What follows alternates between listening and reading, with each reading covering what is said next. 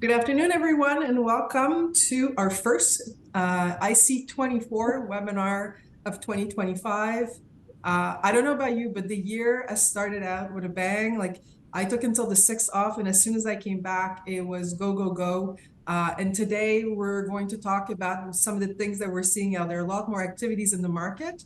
And we're teaming up with KPMG, who's a longtime partner of CBCA year over year. And we're going to talk today about digital trends and M&A transaction. I'm not moderating you today. I'm going to pass over the baton to Sharjil Salim, who's partner in terms of operations and M&A at KPMG. And he has two team members that he'll introduce. We're going to walk you through the dynamics of what they're seeing in the market, the types of activities that they're seeing, and some of these trends that could be useful to you as a fund manager in your portfolio companies to think about when it comes to what we all want to see: more liquidity in this market, more transactions, and passing those dollars back to our LPs to make that flywheel go even faster. So Sharjil, I'm so sorry, Sharjil, the floor is yours. I'll be back at the end to close this off. I'll remind everyone that there's a Q&A button, and these are always more interesting when people join the conversation. So I invite you to take the time to ask questions and be part of this conversation, and I'll be back at the end and I'll be listening in and attentively. So Sharjil, the floor is yours. Thanks so much, Kim. Appreciate it. It's always a privilege to be at CVCA events, and especially allowing us to spend some time talking about what we're seeing in the market. Go, go, go is about the right way I describe it, certainly post the holidays, which is great because we're certainly seeing more confidence continue to seep back into the market, notwithstanding some of the geopolitical challenges that are always brewing around the corner. But yeah. I think we're definitely. That's for a different webinar, Sharjil. Oh, I'm sure. Yeah. I'm sure. Yeah. So maybe by way of introduction, Sharjil Salim, I'm a partner in KPMG's Canada's Operations M&A practice. I lead our technology M&A services, which focuses all things technology, digital, cyber, working very closely with private equity firms, portfolio companies, and VCs, as well, and helping really understand what technology environment looks like and helping businesses scale.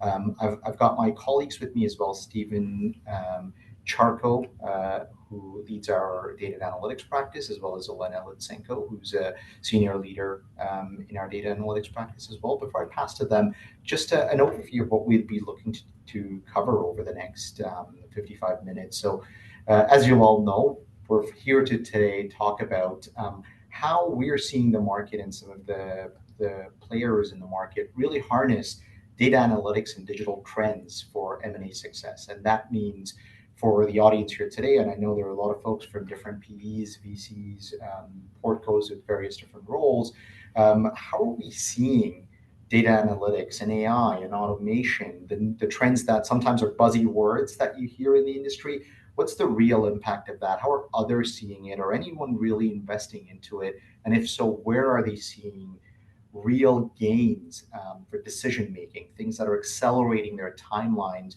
either for deal making or for helping their portfolio companies just get better at leveraging technology? And we'll do it as a fireside chat format, and then leave a few minutes at the end for Q&A. So definitely encourage everyone to drop any questions that they have come in. If there's anything pressing, we'll try and cover as we go. Otherwise, we'll make sure we get to them all by the end. So with that, I'll pass the mic to my colleague, Stephen Charco.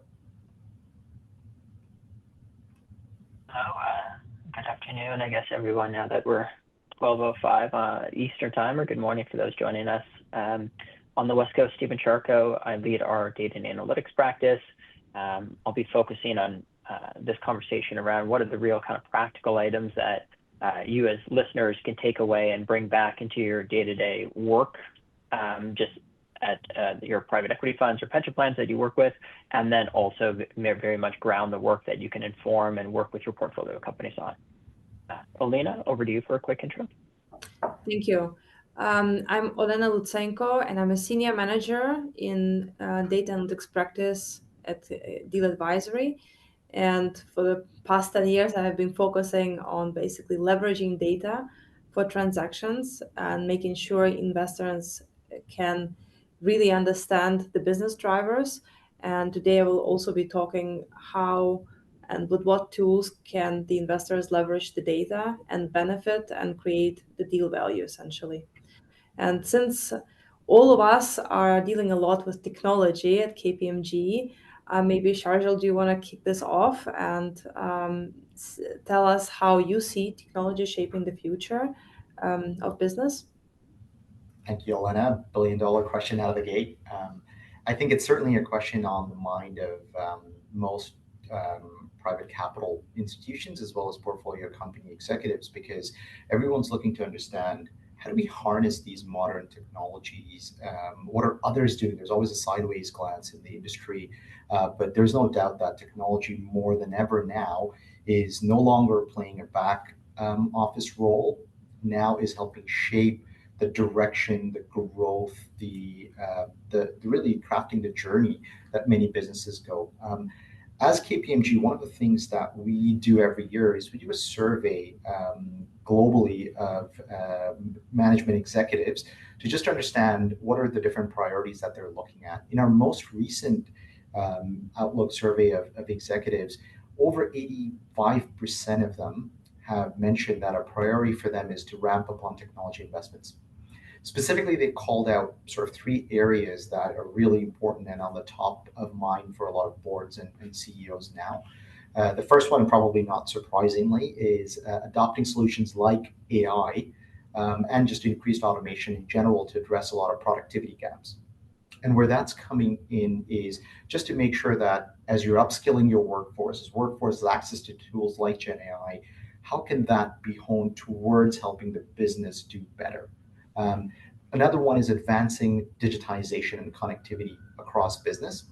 And that's ultimately, almost to simplify it, having data speak to each other across the different systems, because there's a lot of great data that folks collect, but a lot of leaders are finding that I don't always have what I need at the tip of my fingers.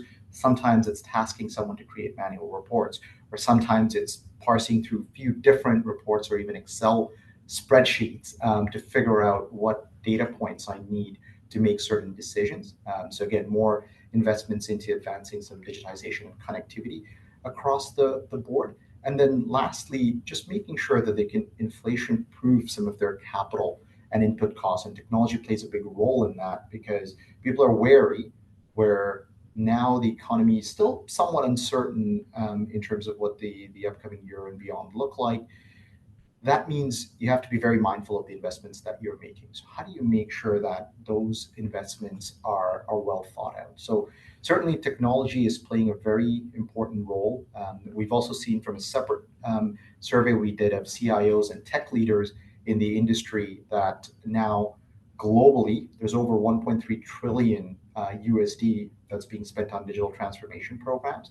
And all the CEOs we're speaking to are saying to some degree or other, we've got digital transformation, sometimes well documented in roadmap, sometimes more on our wish list, but everyone's thinking about how do we use technology to really drive efficiency. And that's the theme, like let's outperform where we can our peers across industry, and let's make sure our individuals have the tools they need to do better and help raise the tide in our business. But one key way that's happening is really through data and analytics, and AI plays a key role into that as well. Stephen, I know you've been having a lot of conversations with some of our PE pension fund and VC clients, particularly around the latest trends in data analytics. Maybe I'll pass it to you to just maybe touch a little bit more on what you're seeing in the analytics world. Great, appreciate that, Sharjil. And I'd maybe jump in with kind of an anecdotal stat just to begin. Some of our clients that are more mature in their use of AI, particularly Gen AI, when it comes to things like sourcing and upfront diligence, are seeing productivity gains of anywhere between kind of like 15 to 35, 40%, right?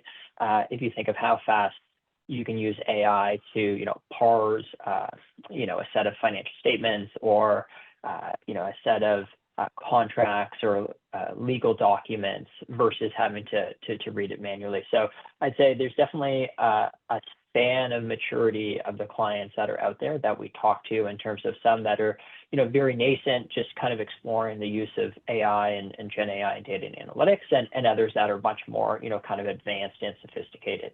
I'd say there's three major trends when we think of AI and data and analytics. So the first one is around how can you use this to accelerate sourcing.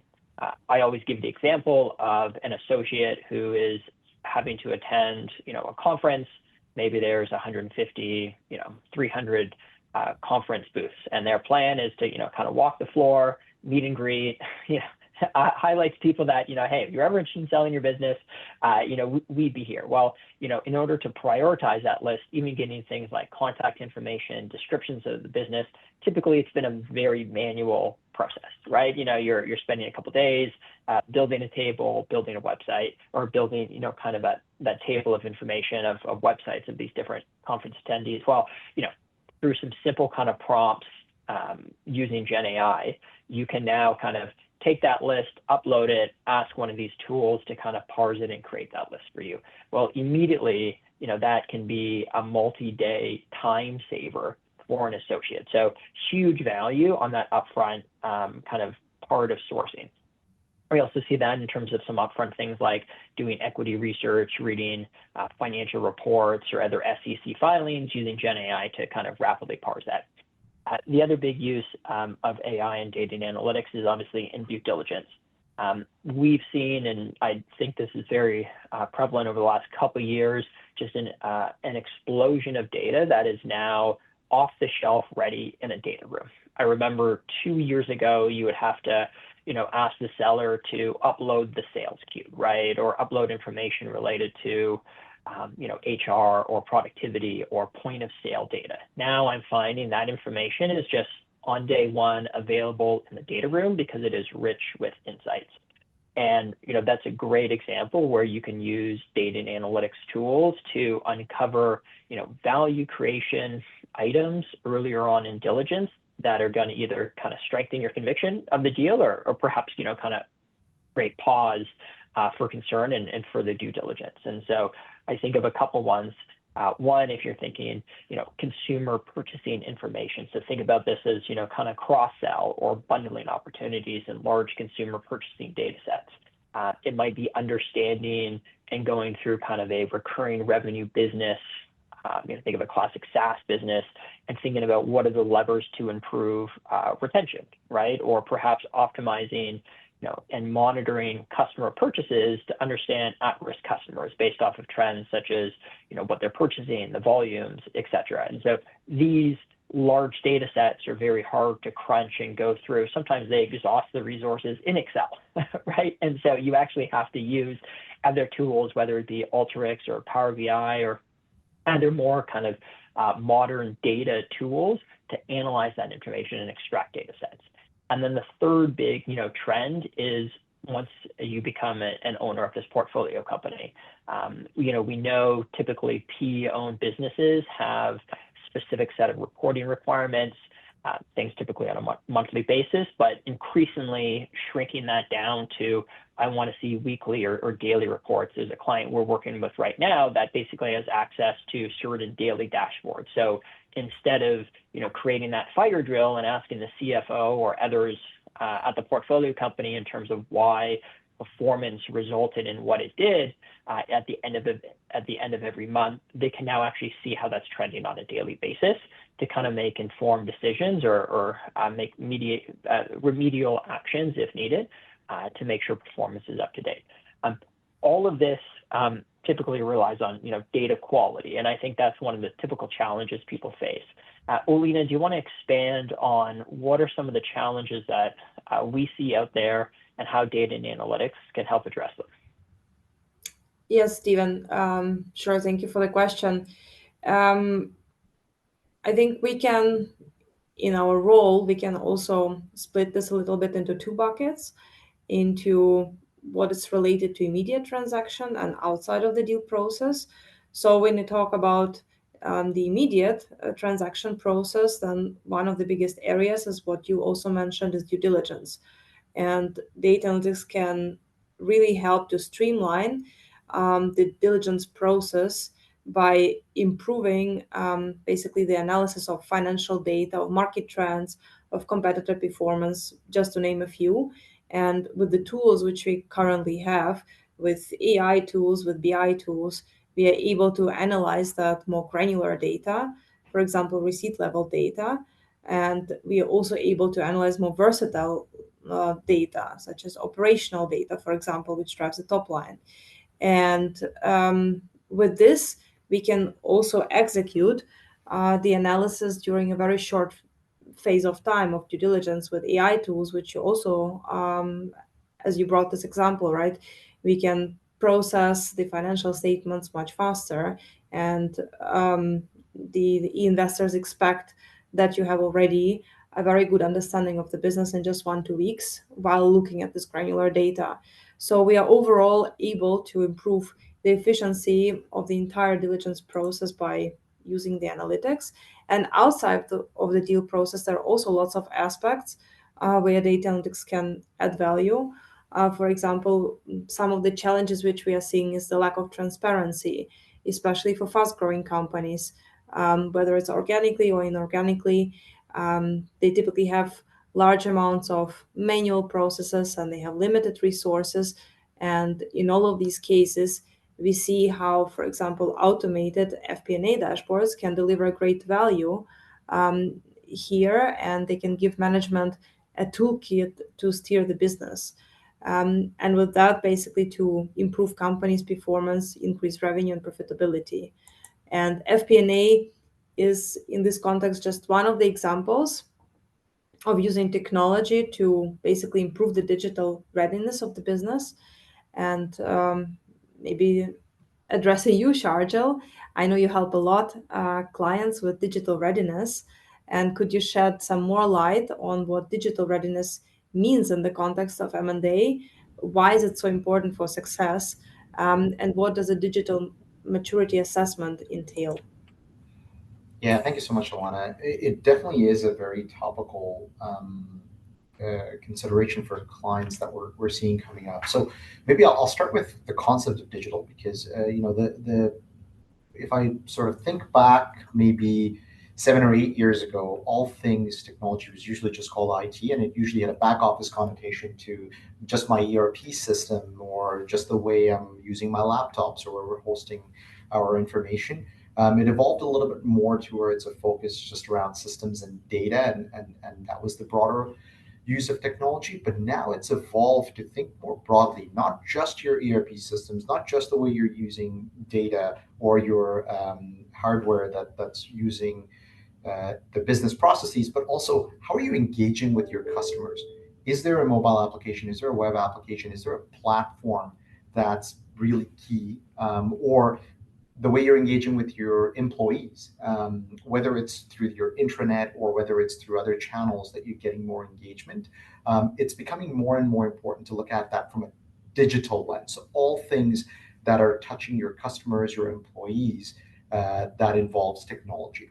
And we're finding that in the M&A world, it's a really important area of focus more and more because, and we'll touch on this, I'm sure later in the conversation, it drives the concept of an ROI or return on investment. If you're spending in digital readiness, we're finding that you're able to just drive better EBITDA into business, and B, when you're eventually exiting, you're also finding that new buyers are very interested in those areas that you have invested and matured over time. And whether it's looking at your front-end customer interactions through technology or investments into CRM tools or nicer data dashboards, or on the back end, better ERP implementation, better employee engagement, communication, and efficiency investments that you've made, it all comes back down to that concept of we're digitally mature. We are ready. We are able to maximize the potential of the business. So we do encourage companies to do a digital maturity assessment. This isn't so fancy that you always need a consultant to come in and do this, but it really is to have the more technology focused leader in some of your portfolio companies, because I know for a lot of VCs, there's not a formal CIO in your portfolio company, but to have the technology leader in the organization focus on what's our maturity level? Do a sideways glance that I talked about across the peer group. What are others investing into? How are we enabling our business processes? And are we just focused on what are we doing today? How do we make sure technology is helping drive future revenue growth as well? So that involves looking at the core systems. It involves looking at the architecture and infrastructure. How are the systems talking to each other? Where is the data hosted? It involves looking at how are you doing your analytics and your reporting on a day-to-day basis. It involves looking at your cybersecurity, compliance, communication platforms. So it's really a holistic look across the digital network of your business and seeing where do we have pain points, where are we continuing to invest into, and where are we seeing benefits where we've invested in the past. And that ultimately just helps give enough input into those decisions that often many of you are faced helping your portfolio companies make, or if you're at the portfolio company, working with your PE or VC teams to help make those decisions. So really important, and more so now we're seeing a big piece of that digital readiness is AI. And primarily because not all companies are understanding the potential of AI.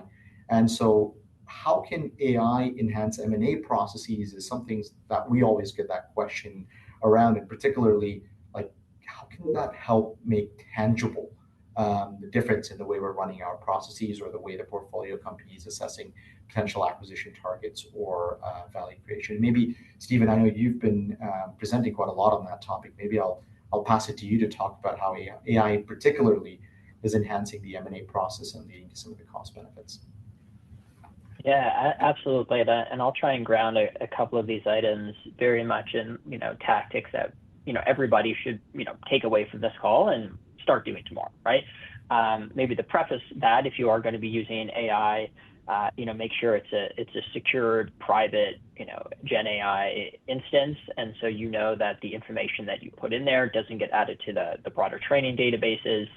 And there's no kind of risk of information leakage, and private versions of the many common ones, ChatGPT that we hear of a lot exist. And I know many kind of clients and individuals on this call, kind of have those, private equity banning solutions that they're using in place. But starting with kind of quick wins, right? Like if you are not recording that 5-hour long, EBITDA adjustment call with the CFO or the finance team, and you're an associate like feverishly typing notes, like you're not working effectively and you're definitely not capturing everything. So, use the transcription function that's embedded, within Teams, then upload that to, again, private Gen AI tool and, ask, for it to be parsed, ask for the top, kind of action points that are coming out of this.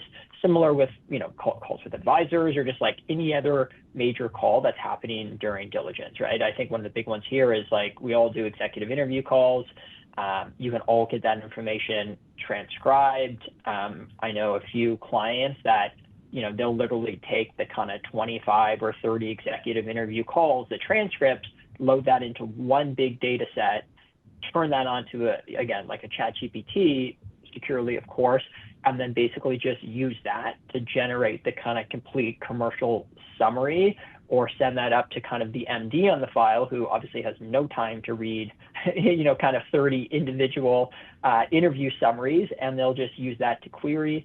Obviously, you can mitigate things like hallucination by asking for direct quotes and other references directly within the text. That's it. So I'd say that is one of the key use cases that I know many clients are doing.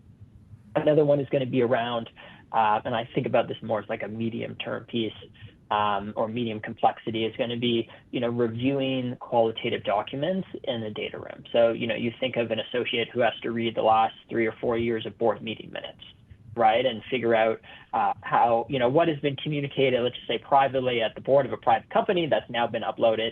Well, again, that can take several hours to a day. Let alone the comprehension of trying to understand and remember what is in all those documents. So again, you have a private instance, you upload those, you ask for summaries. Maybe you ask for like a month-over-month summary or year-over-year summary. Perhaps you use intelligent prompts and something like, find trends or pieces of information that have contradicted themselves across different board meeting minutes, right? very hard to do if you're an associate, reading, again, 3-4 years worth of board meeting minutes, but, through the use of AI, you can do that. We're also seeing, again, some medium complexity use cases around looking at SIMs and then report writing here as well. There's definitely that kind of, bigger and long-term, future of work type transformation opportunity using AI and really embedding that into work practices and processes. And so I think the big trend these days is agentic or, AI agents.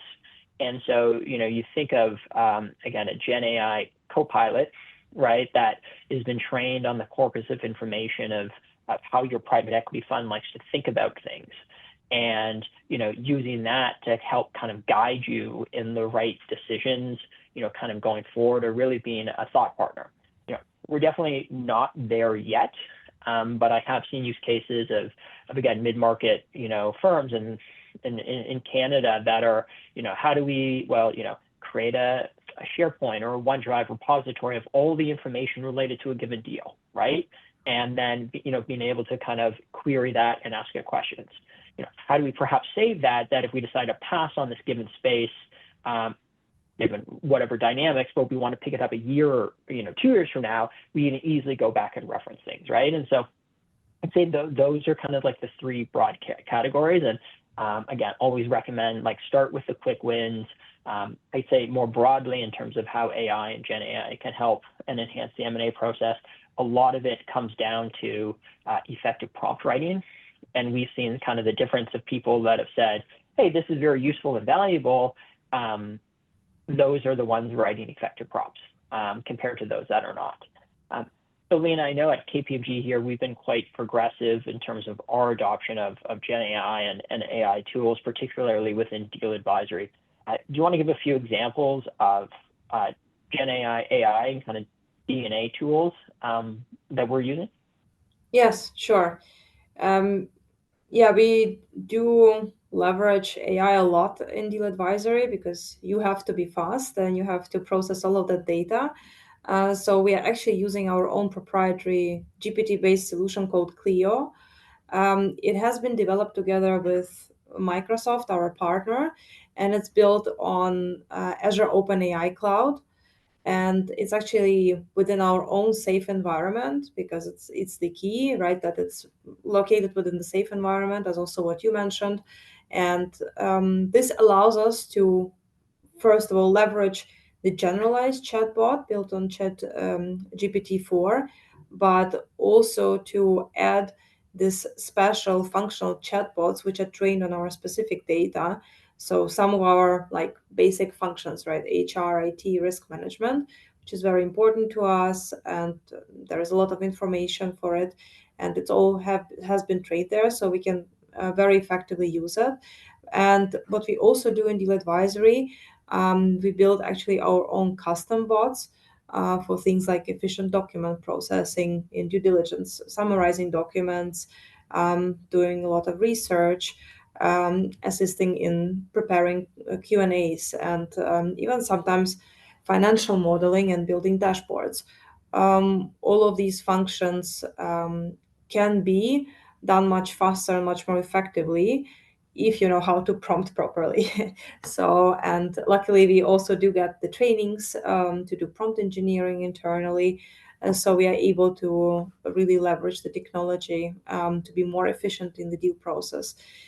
Besides Clio, the AI tool, we also use, of course, BI tools to do the work more efficiently, to process the data faster. So tools like Power BI, Tableau, Alteryx helps us to make the analysis efficient, dynamic, and customizable.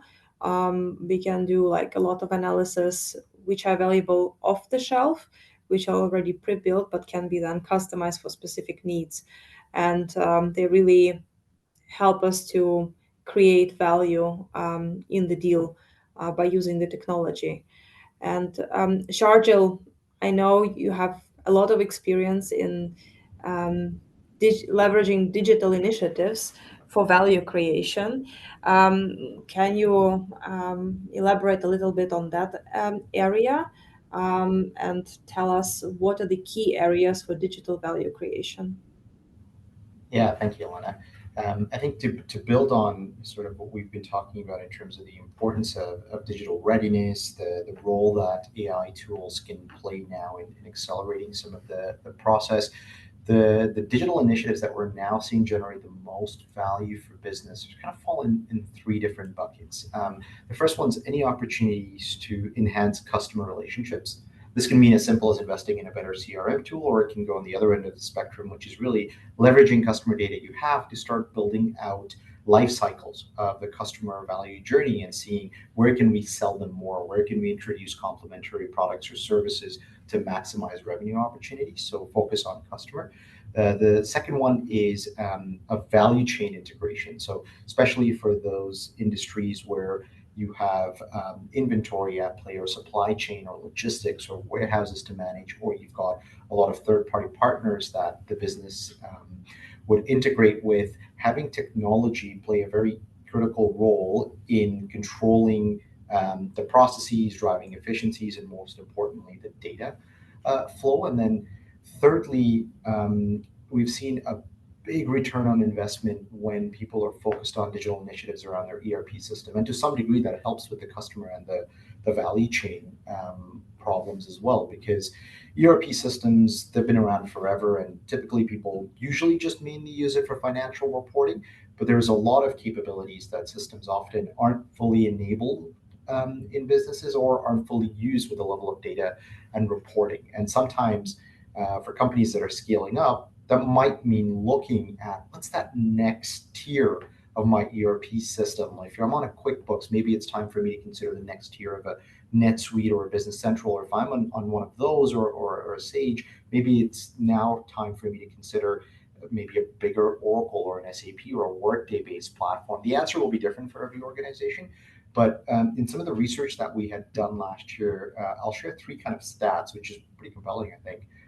For those companies that did invest in properly designed and sourced ERP solutions that helped them scale, it saved 40% IT cost. And that's usually freeing up resources for other initiatives, process efficiencies in functions like finance, like supply chain procurement.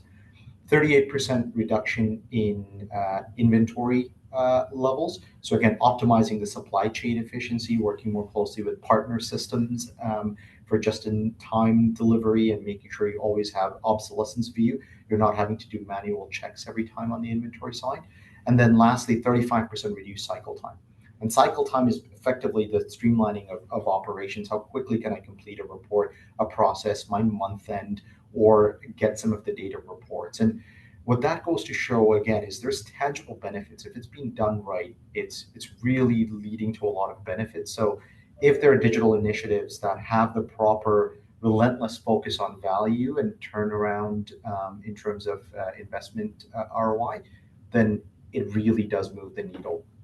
And having that lens of digital value creation as you're thinking the broader value creation plan as part of your PE and VC mandates, it really does pay off. I think we're seeing that significantly. And especially we're finding that it doesn't always require significant investment and it can have a lot of quick wins. Stephen, I know we've had some quick wins we've helped clients with. Maybe you could share an example or two. Yeah, absolutely. And I think that's an important piece here, Sharjeel, because we often think of system implementation like rolling out a new ERP, expensive, time consuming, and yes, in most cases it often is. But the reality is there's normally a set of kind of like either interim or almost like permanent interim solutions you can kind of like roll out to kind of improve reporting, if I give that example. And so obviously FP&A, we've talked about that a lot, is one of the areas that's top of mind. So even using something like a Power BI or an Alteryx to stitch together disparate pieces of information to then kind of clean, map, and transform and visualize is going to save you a lot of time, a lot of money, right? And allow you as a private equity owner of a business to get insights like much quicker. And so if I just give kind of two quick examples, one literally from a call that ended at 12:01, hence being a little late starting this webinar.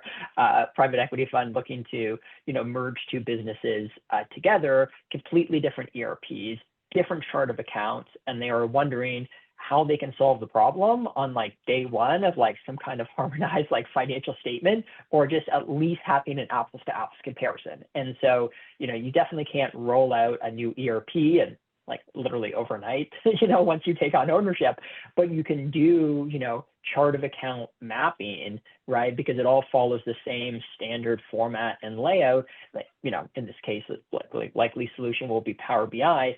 Create that financial statement, create those financial insights that you need to kind of operate and run this business more effectively.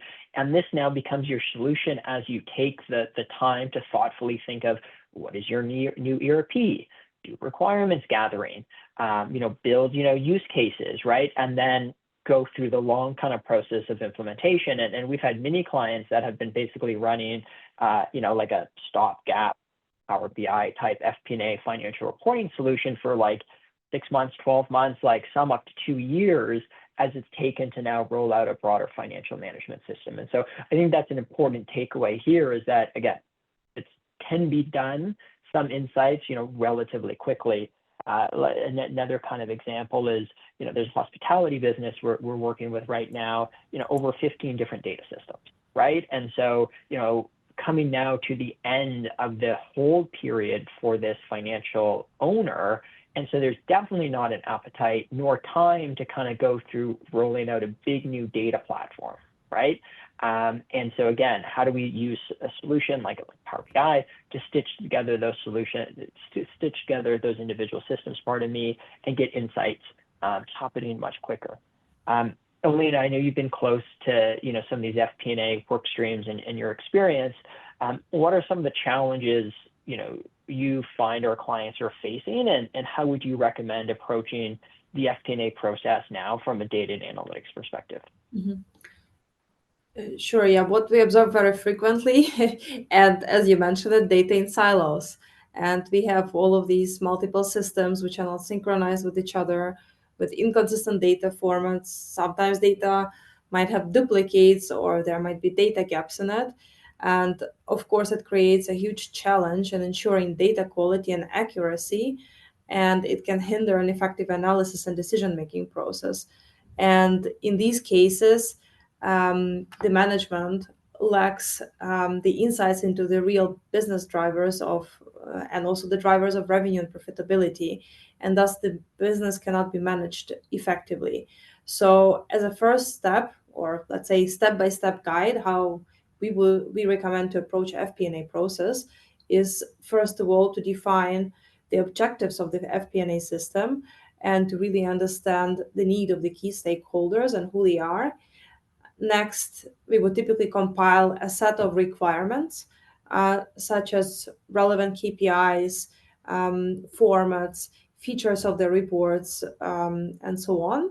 And once that has been done, then the data sources for all of these KPIs need to be identified, and the appropriate analytical toolkit for that needs to be identified, because it depends how much data you have, what do you expect, what are your goals, is it going to be long term, is it going to be temporarily until there is some ERP migration going on. So that also depends, how do you handle that data and how do you process it.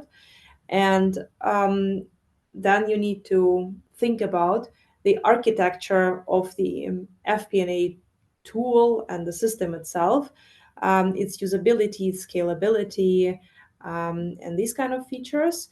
And then it's all about getting the hands dirty, cleaning data, processing and analyzing, and doing all the feedbacks loops which are necessary to basically reach the goals of the FP&A and have a system which allows you to navigate the business to its success. Sharjeel, with your experience, what further ways investors can also look at to increase their return on investment using basically technology? And can you give the audience a few examples of successful digital transformation in M&A? Yeah, thanks, Alana. I think the concept of return on investment, or ROI, has always been a tricky one when it comes to technology investments. And that's usually because the first instinct most companies would have is, let's go build a business case. around this investment. And that's great on paper, but the problem is technology, business cases often rely on things like efficiency, which is harder to measure unless you can count specific headcounts you didn't need to hire in your organization. That's real savings. So the way we're finding now better ways to calculate ROI for a lot of clients is to keep a lens on kind of the investment horizon, and sometimes maybe even an exit strategy for the PE or the VC firm, because ultimately you want to make sure what you're investing into a new buyer or a new investor is going to really see the value and pay for it, and hopefully pay more than what you invested into it. And the best way to do that is really take a look at the roadmap or the investment that's being put in place and compare against, in this industry, what are the trends, what are the gaps that people are looking solved before they make deeper investments. And I'll give an example of how that new way of measuring ROI or increasing ROI in an M&A context comes up, because the ideal goal is always as fast as possible, go through that exit process when you're there, or maximize value during the hold period with your asset. That's always the goal. But sometimes even the strongest companies can lose appeal if you've got aging technology or legacy software, you aren't quite digitally mature, and selling at a discount is not going to be ideal. We ended up working with a company where they used to have a really great software that was built in the 80s, but over time it became clunky and quite difficult to use. And though people figured out a way to make operations work with it, the board and the exec team knew that we would really have to revamp this digital system before we take this company either to market or look for additional investments. And the digital transformation strategy that the company had internally put together had an astronomical cost at that time. And this is a larger company, so I'll give an example of $100 million cost that was on the table, but they wanted to exit within the next 6 to 12 months. So we applied kind of our value creation lens, and it'd be similar in terms of many of your organizations and how you think about it, but it's to understand, okay, what does the broader digital maturity look like? Where is the company today? Where do they need to go? Where does this piece of software come in terms of the operational process, with the underlying question of how can you improve cash flow or EBITDA without having to spend the full digital transformation route? Because as Stephen mentioned earlier, even things like ERP replacements or large system replacements, they're disruptive. They need change management. It's not easy to do. So there ended up being 3 solutions which we sort of presented. One was the one spectrum that management already had thought of, full digital transformation, rip, replace. It would take longer than 6 months. It would cost millions.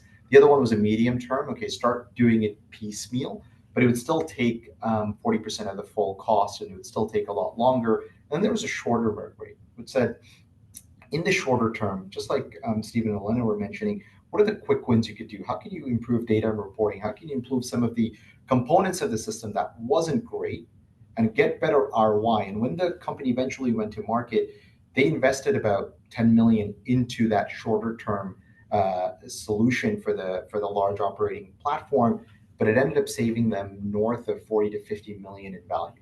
So the choice was obvious for them which route to go. And it's just one tangible example of the way to think about ROI, which is put the stage gate for ROI, not in just the business case that you traditionally do, but more in the way we're starting to think about now, which is what's the exit value of this company? What does this do to the way we're going to grow either our revenue to improve EBITDA or reduce cost to help with EBITDA?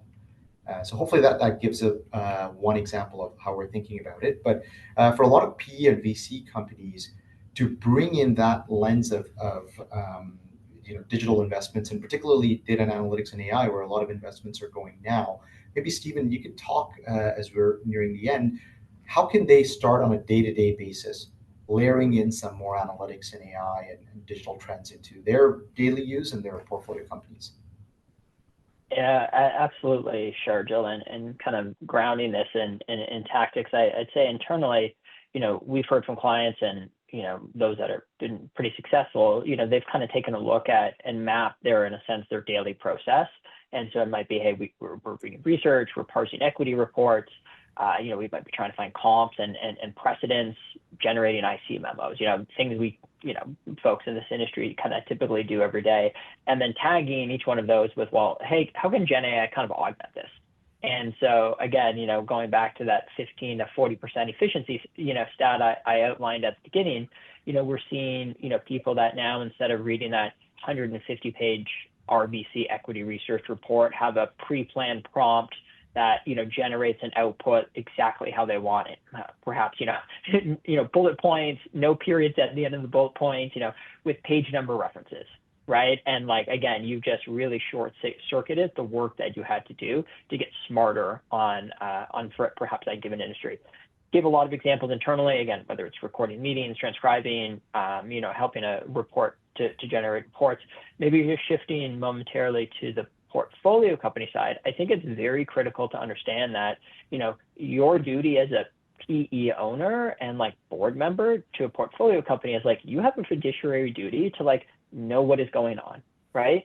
If you've invested in a healthcare business and they tell you they're experimenting with Gen AI and they don't have the right, privacy and technology controls in place, that is a huge issue and you are on the hook for it, right? And so I think it's prudent as an owner of these portfolio companies to absolutely encourage experimentation and absolutely encourage those to like find ways to drive efficiency.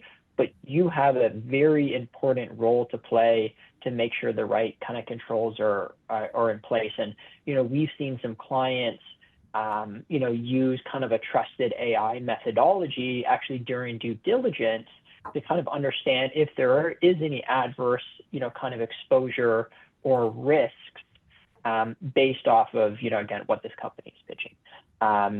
Olena, maybe just to leave it with you before we go to questions, what are some of the emerging trends in data and analytics and AI that professionals on this call should be aware of? That's a great question. Looking back, also what you mentioned previously, Stephen, we saw how companies started to accumulate an increasing amount of data and how we now see all of the data in the data room. And looking now at the market, we see how the emphasis is being put on the data quality. So the investors want to see a higher level of data quality compared to what they were accepting just a few years ago, given also the market situation, of course. And this demand leads to the companies focusing on building a robust data cube way ahead of actively going to the market. Like we see a lot of companies right now with whom we are in discussions who are just evaluating their options and thinking of potentially starting a sales side process in 6 to 12 months from now. And we already discussed with them what KPIs would potential buyers want to see, what data granularity are the buyers expecting, and we're already starting to prepare data cubes for some of them. So this demand for data quality also puts focus on data governance, on eliminating data silos and similar topics. And we also see the continuing trend of general data democratization and real-time analytics. So again, we see here how FP&A in particular enables that and helps to understand the business drivers and act on them also for a wider group of stakeholders. And we see management enforcing, in many cases, the use of FP&A to a wider group of like middle management. And in addition to that, of course, the use of AI, Gen AI, and advanced analytics continues to play a very important role in investment process, and it will be also going beyond that. And we could, of course, talk a lot about all of these trends and different areas of data analytics, but just being mindful of time and seeing some questions in the Q&A, I would like to address these.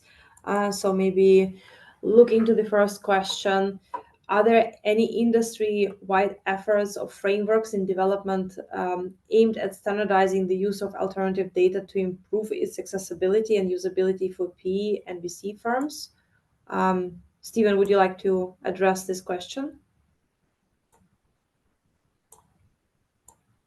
Yeah, There's definitely some emerging frameworks, Shivam. I haven't seen anything, more kind of formalized, but, if I think of, a typical, kind of call it, a sales cube, as you alluded to, Alina, generally, all of the required, revenue side information. So maybe it's a POS, consumer business, it's going to be, customer, what is the product category, category type, maybe there's a location, and then obviously all the kind of requisite, cost side of things as well.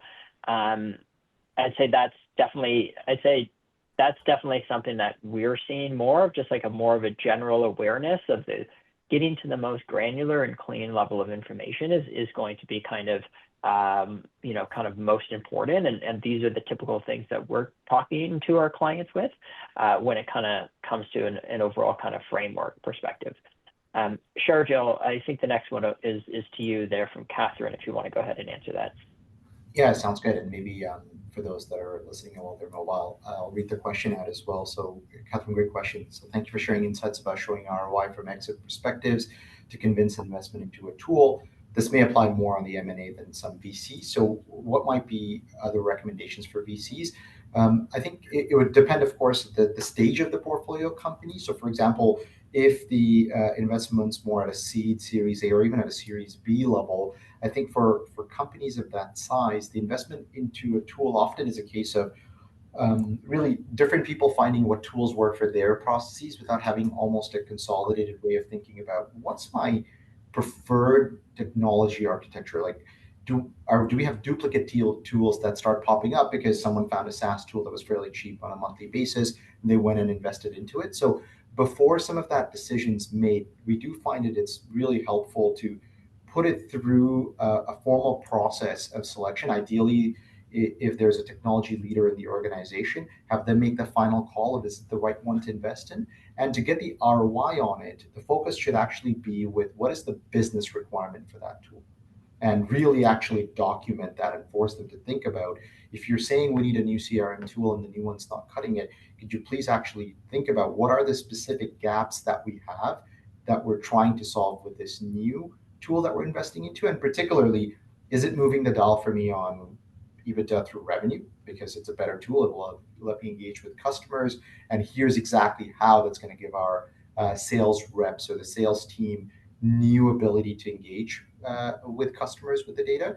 Or if it's on the other side of EBITDA with cost savings, how is this going to bring more efficiency to the tool? And does that now mean in a year from now, where I would have had to hire an FP analyst, I don't need to anymore? So almost centralizing it, having a decision point that's rolled up under a technology leader and defining it. And for larger investments or Series C, D, or even companies that are getting ready for IPO, I think the focus on that next tier that I was talking about would be still more applicable, like pushing them to say, what are others doing in this industry? If it's a really large tool, if it's a brand new ERP, if it's going to have a change management impact, not only do we need the requirements that you do for the smaller size investments, but you also need to think about what are others doing and how is this going to be perceived if we have this tool in terms of the next round of investment, or if we're going for IPO, what would that look like as well? So hopefully that touches on kind of the spectrum, Catherine, as your message. So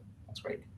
The next question was, can you provide examples of successful M&A transactions where data and analytics played a critical role in decision making?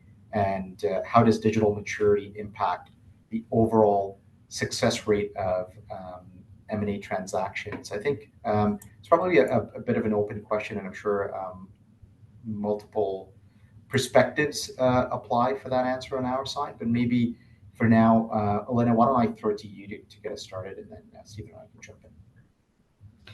Yeah, sure. Maybe have lots of examples where I would say the like data analytics plays a critical role, because it really shows, like if you're talking about sell side, we are really able to help management to develop that understanding of business and to develop the equity story. And that obviously then gives them an edge in negotiation process to also get a better deal in the end. And when we talk about buy side and using all of these tools and being efficient in the process helps us in the shortest time to process all the information that is there and really help to inform decisions. So looking at the time, maybe one last question which we take today is what makes a good FP&A reporting system? Stephen, do you want to take that last question? Sure. Again, just very quickly, I'd say things, data integration, having good data quality checks, real-time data, user-friendly interface, but also enabling customization and automated workflows are going to be critical aspects. All of this absolutely needs to be grounded in what are the KPIs that are needed to kind of run and operate this business effectively, and whether those KPIs should be something, again, in real time, daily, weekly, monthly, or kind of more of a one-off analysis. And then, so I think you always have to start with the end in mind, which is, again, what are those KPIs? What are the things people want to see, and work backwards. With that, and a minute or two to spare, maybe Kim, over to you to wrap up. This was fabulous. And I can tell you that as we're planning Invest 2025, we're talking about value creation and how portfolio companies and our funds think about this. And when I was hearing like quality of data, some low-hanging fruit, but also thinking strategically about long-term investments and process and really changing the way that our funds and their portfolio companies look at this. And I can tell you from the conversations I'm having, the US market is a lot more active in looking at these technologies, adopting them, testing them, and taking a little bit of a risk in making that investment. So I'm hoping that what people heard today will be encouraging in having them think not only of their firms, but some portfolio companies. And when you think about value creation and increasing that EBITDA, you need to go there eventually. Like there's just so much that you can do. And when you think about M&A and making sure that the efficiencies that you projected are there, what you delivered today, I think is bang on in terms of what the market needs to think about. Sharjil, thank you for doing a fantastic job navigating this. And for Stephen and Olena, thank you so much for all these insights. I can tell you this is not the last that we will have of this conversation. And I invite anyone who listened to this and thought, oh, I wish my colleague or I wish someone in my portfolio company could have listened to this.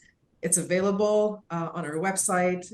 Anyone who registered today will get a link to this webinar. So pass it on so that people can be thinking about what the future holds for 2025 and beyond when it comes to leveraging the potential of AI and sophisticated analytics. With that, I'm going to leave you to that. In a couple of weeks, we're back with another webinar. And if you need anything in the meantime, you know where to reach me and the team at CVCA. And the last thing I will say is a big thank you to KPMG for being a steadfast partner of CVCA. We appreciate the collaboration. Thank you, everyone. Thank you to you and CVCA for inviting, and thank you all for listening in. Thank you. Have a great day.